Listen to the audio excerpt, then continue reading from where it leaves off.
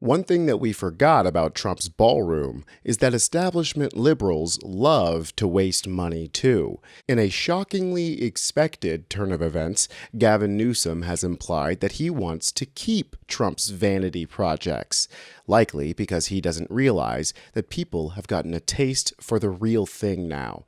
And there's no going back to someone who thinks that this sort of slimy garbage is going to work for us voters. 4 service members died today, and Donald Trump spent more time talking about his ballroom than he did about the loss of those lives. Review the tape. Spend more time talking about the curtains and his ballroom than he did the 4 service members that died because of his operation and his declaration of war without congressional consent. We have to reconcile why our bombs were used, or Israeli bombs were used, to kill children, young girls at a school, and what the imminent threat was. It hasn't been described. Again, what was described today extensively were the beautiful ballroom and the curtains in the White House. The man has got a gift of the gab, I'll give you that, but he's got the heart of a weasel. His problem isn't that Trump built the ballroom, it's that he didn't do it the right way. Same thing with the war in Iran, starving Cuba, the genocide in Gaza, etc., etc. He couldn't even bring himself to say that he'd bulldoze the thing when he was pressed about it. Destruction is not strength, Newsom added. We have to be builders. What's destroyed, history can't be replaced. So even if you tore it down again, what do you rebuild in its place? How about, I don't know, build some damn offices? It's supposed to be like a job, remember? A place for the president to do work? Mind-blowing that the lug nuts in office are so full of hot air that they don't even realize that we could care less about being destructive. Does he think that when we see Trump standing in front of his big mess, the first thing on our minds is how will we be perceived? No, I mean, look at this smug kumquat standing in front of a literal pile of rubble. With Gavin's mindset, why not let the dumpy donut build the damn thing? Because we want to be builders, remember? It makes no sense. And when you see the real reason that Gavin wants this ballroom built, it's going to make you want to scream. Like with most things, all you got to do is follow the money. Luckily, we live in the end times, so we don't even need PIs or whistleblowers. They'll just tell us where the bribes are coming from. Not only is the federal government enriching ballroom donors like Lockheed Martin, Amazon, Apple, Meta, and Nvidia, but it is also getting them out of legal trouble. Now, Apple, Meta, Amazon, those have a pretty big presence in California. Massive, some may say. So big, in fact, that they have a pretty cozy relationship with the Democratic state leadership. A relationship so close that it was publicly exposed as illegal. Now, the FPPC said Newsom and his campaign committee failed to make 18 of those reports on time between 2018 and 2024. That included more than a dozen charitable payments made at his request by major foundations and businesses totaling about $14 million. This includes from companies like Microsoft, T-Mobile, and Amazon. He's a hack. Malcolm X once compared liberals to foxes, and that's how I feel about Gavin. All he cares about is the buzz and none of the substance. He comes to you with a sly smile so he can hide the fact that he's about to bite you. And here's, I'll prove it to you. We don't need to look very far. His own website has plenty to bury him under a mountain of hyper-capitalist garbage. Here's his response to AI. He's going to empower workers and help them share in gains made by AI adoption. And he's going to review policies to provide workers with a safety net, including severance.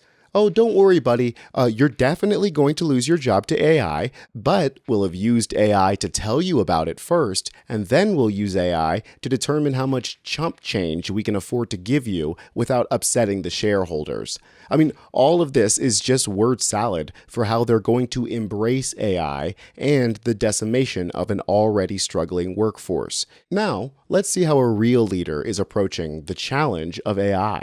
It's called taking accountability and responding to your community's feedback. After first not understanding the assignment with their original approach to AI, the Mamdani team is now hard pivoting to align itself with what the voters want. which should be how it always works. Because when the community's voice is this unified, then it would be malpractice not to listen to them. Mamdani's chancellor said at first he thought the school's communities were fearful of the technology, but over the course of developing the first draft of the AI guidance and hearing feedback, he came to the realization that the prevalent sentiment was anger. A lack of trust in institutions, a lack of trust in our security mechanisms, and also a lack of trust in or deep skepticism of education technology companies. Teachers and the majority of the city council in New York have sent a letter to the mayor urging him to put a 2-year freeze on AI in schools, a bold approach that mirrors his rent freezes while a more robust system is developed to better support students. While past mayors might have ignored this for now, completely preoccupied with the World Cup and the finals, Zoran has still made time to let these folks know that they're being heard. Listener writes, "Hi, Mayor Mamdani. My third grader and I canvassed for you all over North Brooklyn, and we're both so excited to have you as our mayor. We're wondering if you're considering enacting a moratorium on AI in our public school classrooms, as that would go a long way to ensuring our kids are being taught by their teachers and not predatory ed tech companies." What do you say to that parent and teacher? Well, first I have to say thank you for having canvassed, because without you, I wouldn't be sitting here as the mayor of our city. And I think that this question also comes as a reflection of the way in which AI is transforming our entire society. And we are firmly focused on developing a response to AI, not just for the city as a whole, but frankly also for our New York City public school system. Let's do another one just for fun.